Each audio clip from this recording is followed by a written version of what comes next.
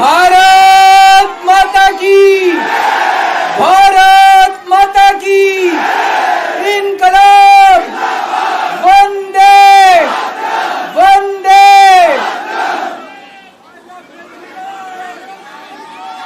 आप सब लोगों का तहे दिल से बहुत बहुत शुक्रिया। इतनी तपती धूप के अंदर इतनी देर से इतनी बड़ी संख्या में आप लोग मेरा इंतजार कर रहे हैं। मैं आपका तहे दिल से बहुत बहुत शुक्रिया अदा करना चाहता हूं।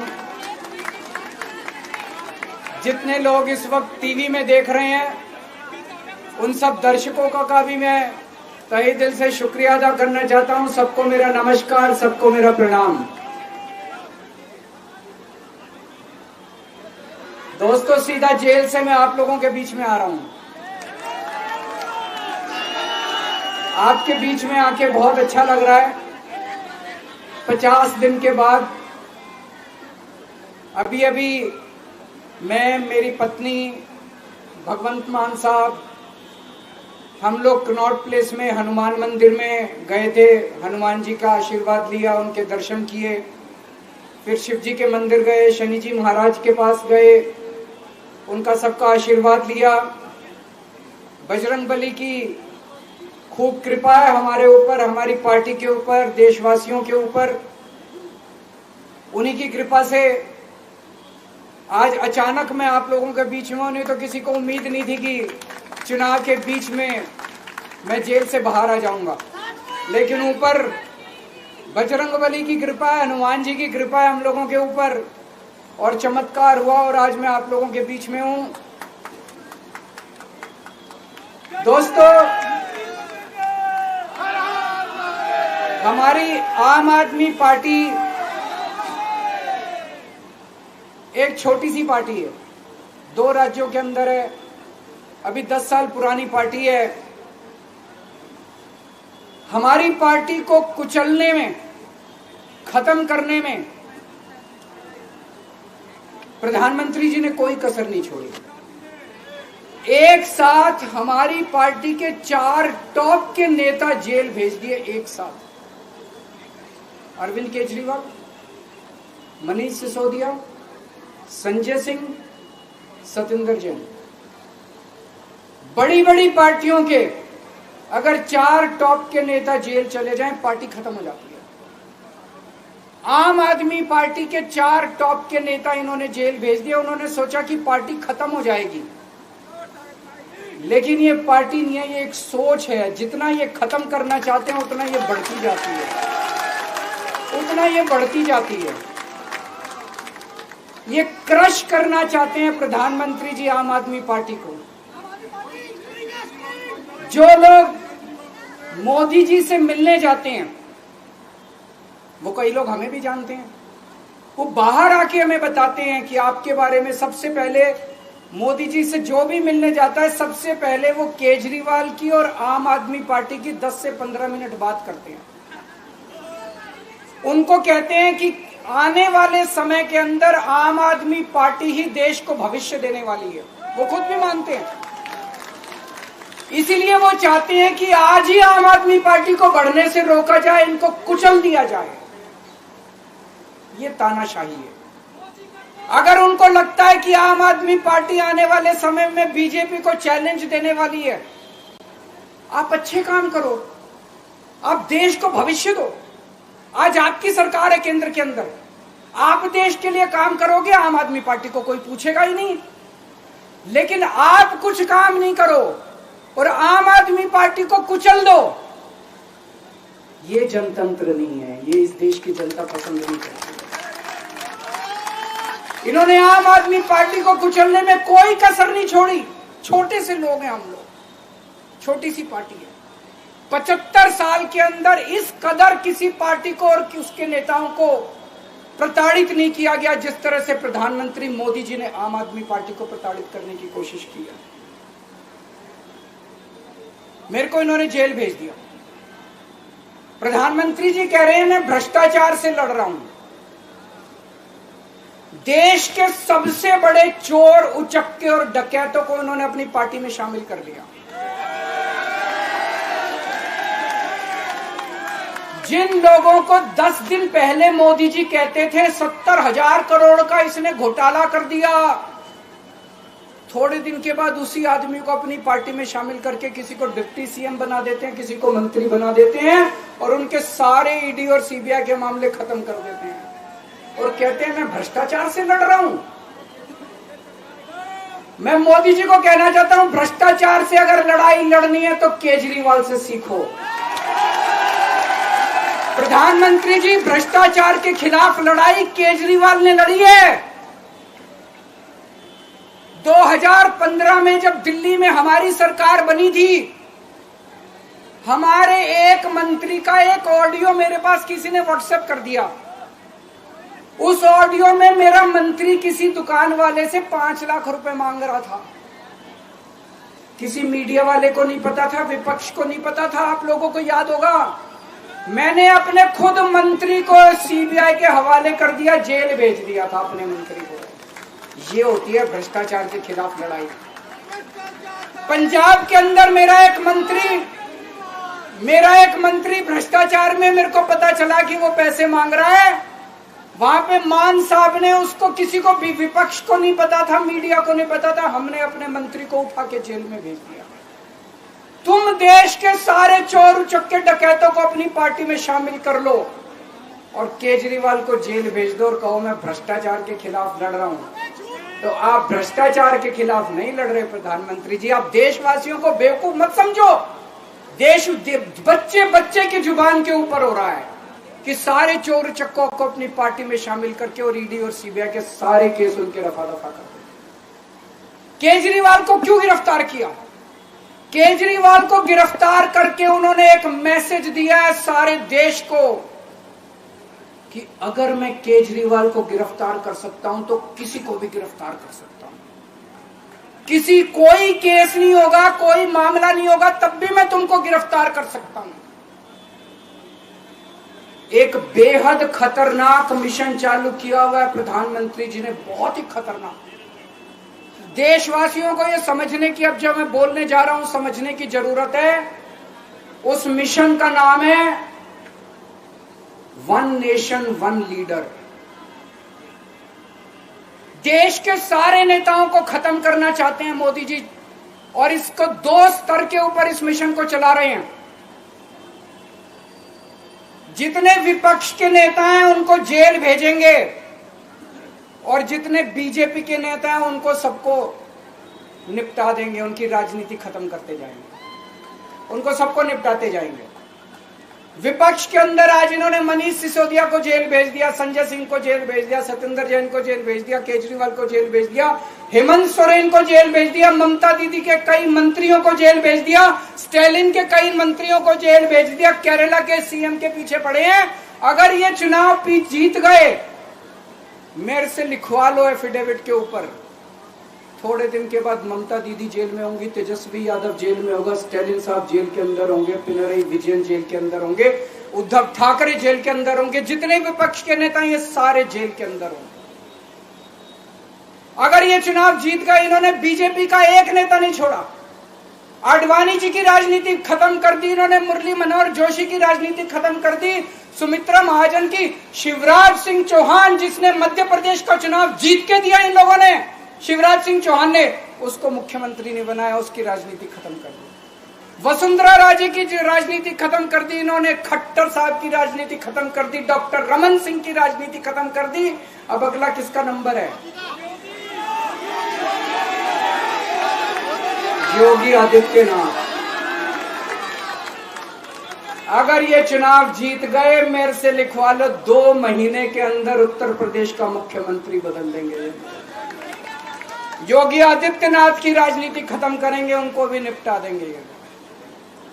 यही तानाशाही है दोस्तों।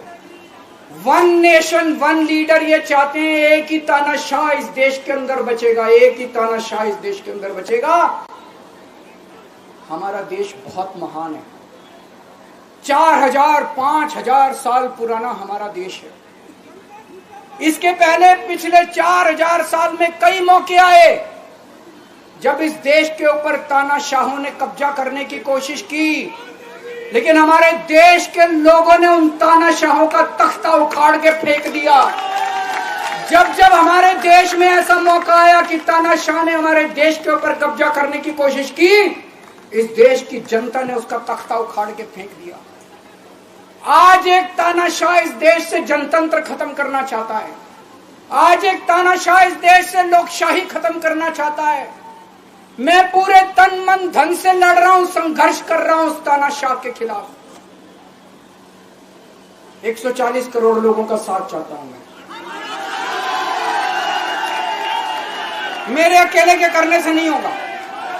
140 आज मैं आप लोगों से भीख मांगने के लिए आया हूं। 140 करोड़ लोगों से 140 करोड़ लोगों से भीख मांगने के लिए आया हूं। मेरे देश को बचा लो, मेरे भारतवर्ष को बचा लो, मेरा भारत बहुत महान है। इस तानाशाही से बचा लो मेरे दोस्त, मेरे देश को।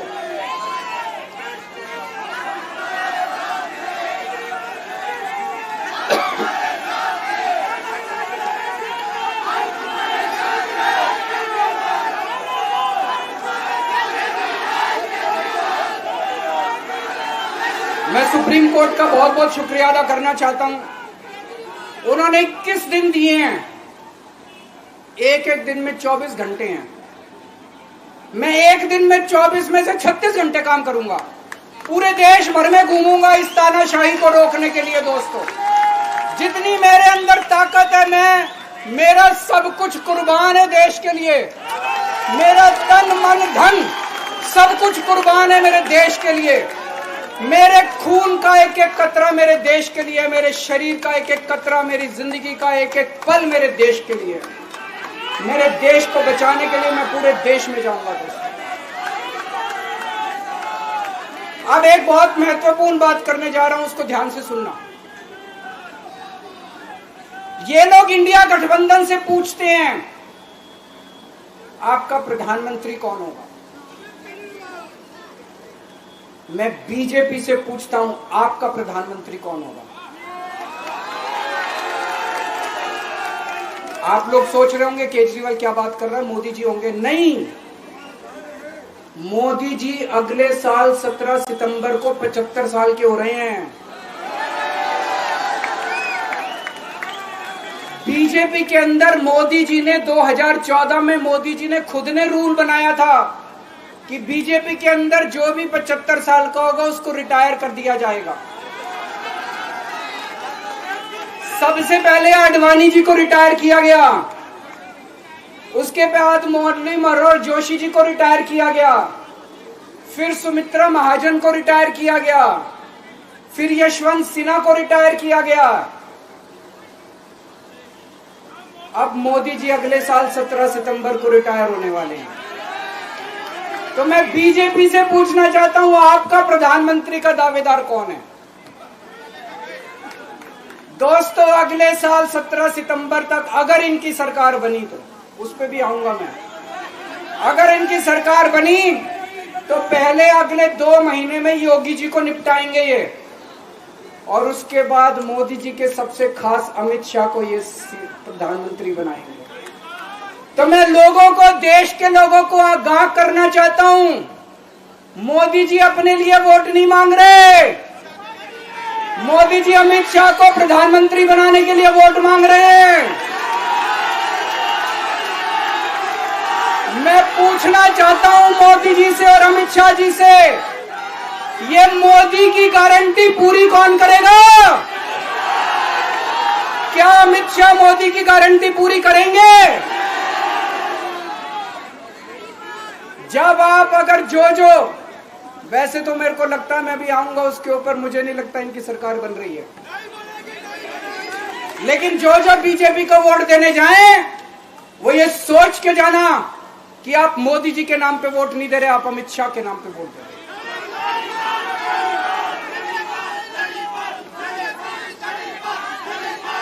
अब एक खुशखबरी है आप लोगों के लिए, अब एक खुशखबरी है। सबको बता देना जो मैंने बातें कही है बड़ी सोच समझ के कही है।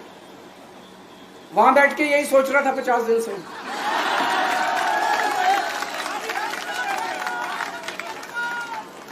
दोस्तों, पूरे देश के मेरे को बाहर निकले हुए 20 घंटे हो गए।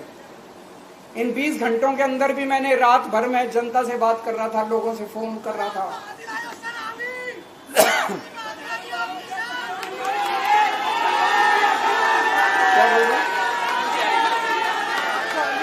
रात को आंधी आई थी।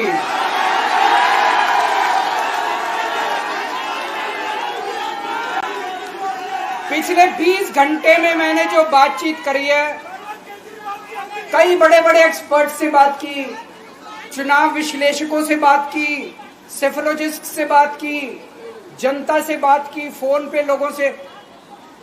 मेरा अपना आकलन है कि 4 जून के बाद इनकी सरकार नहीं बन रही, मोदी सरकार नहीं बन रही।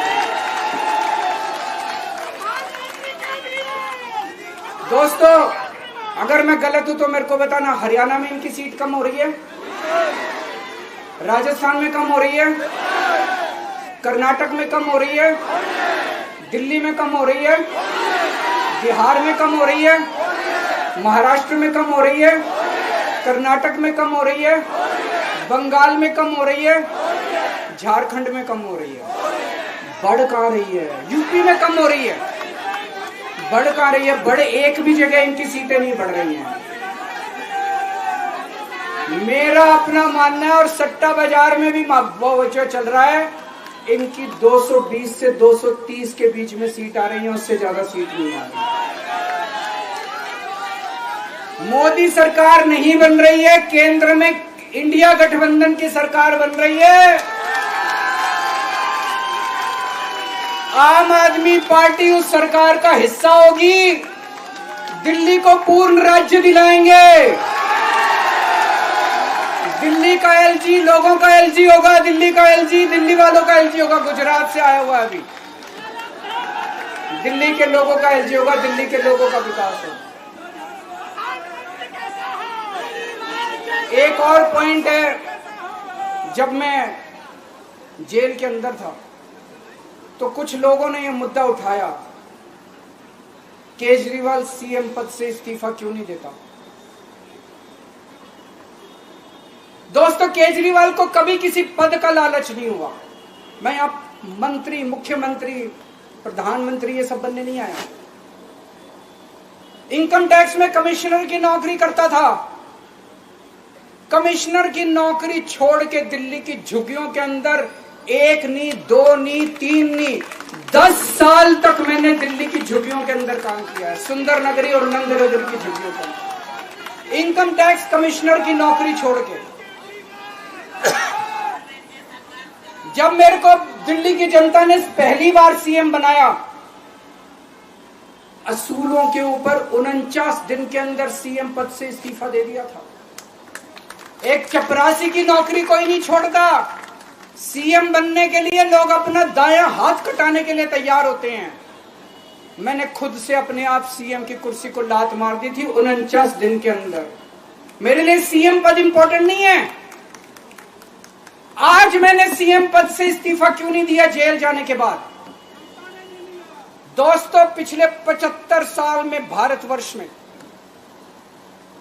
इतने राज्यों के चुनाव हुए, इतने राज्यों के चुनाव हुए, दिल्ली के अंदर सबसे ऐतिहासिक बहुमत से आम आदमी पार्टी जीती। 55-56% वोट, एक बार 67 सीट, एक बार 62 सीट।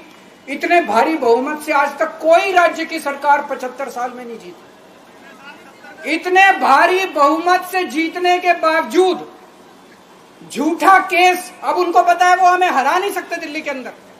उन्हें पता है अगले 20 साल तक दिल्ली में आम आदमी पार्टी को कोई नहीं हरा सकता। तो उन्होंने एक षड्यंत्र रचा, राजनीतिक षड्यंत्र रचा। केजरीवाल को झूठे केस में जेल भेज दो, केजरीवाल को इस्तीफा देना पड़ेगा, केजरीवाल की सरकार गिर जाएगी। उन्होंने ये षड्यंत्र रचा। मैंने कहा मैं भी इस्तीफा नहीं दूंगा। तुम अगर जनतंत्र को जेल में कैद करोगे तो जनतंत्र जेल से चला के दिखाएंगे। दोस्तों, सरकार भी जेल से चला के दिखाएंगे। कतई इस्तीफा, तुम्हारे ट्रैप में फंसने वाले नहीं हम। ये अगर हेमंत सोरेन साहब को भी इस्तीफा नहीं देना चाहिए था, जेल से सरकार चलानी चाहिए। अगर हमने इस्तीफा दे दिया, ये तो बड़ा अच्छा इनके लिए। जिस राज्य के अंदर ये चुनाव हारेंगे उसके मुख्यमंत्री को पकड़ के जेल में डाल दो, सरकार गिरा दो। उसके मुख्यमंत्री को पकड़ के जेल में डाल दो, सरकार। आज मैं अगर दिल्ली की जेल के अंदर रह के दिल्ली की जेल से इस्तीफा नहीं दे रहा, वो इस तानाशाही के खिलाफ संघर्ष कर रहा हूं, इसको समझ लेना। केजरीवाल को किसी पद का लालच नहीं है। सीएम तो 100 सीएम की कुर्सी देश के नाम कुर्बान हो। मुझे पता चला मेरे जेल जाने से बहुत लोग भावुक हुए, खासकर मेरी माँ, बहनें, महिलाएं बहुत रोई, कईयों ने बहुत मन्नतें मांगी। मैं सबका बहुत बहुत शुक्रिया अदा करना चाहता हूं जिन लोगों ने अपनी दुआएं, करोड़ों लोगों ने अपनी दुआएं भेजी हैं। पूरी दुनिया भर से करोड़ों लोगों ने दुआएं भेजी। उन्हीं के आशीर्वाद का कमाल है कि आज मैं आप लोगों के बीच में हूं। आप लोग सब लोग सुखी रहें, देश खूब तरक्की करे, फले फूले, आप सब लोग खूब खुश रहें, ऐसी मेरी प्रभु से इच्छा है। भारत माता की।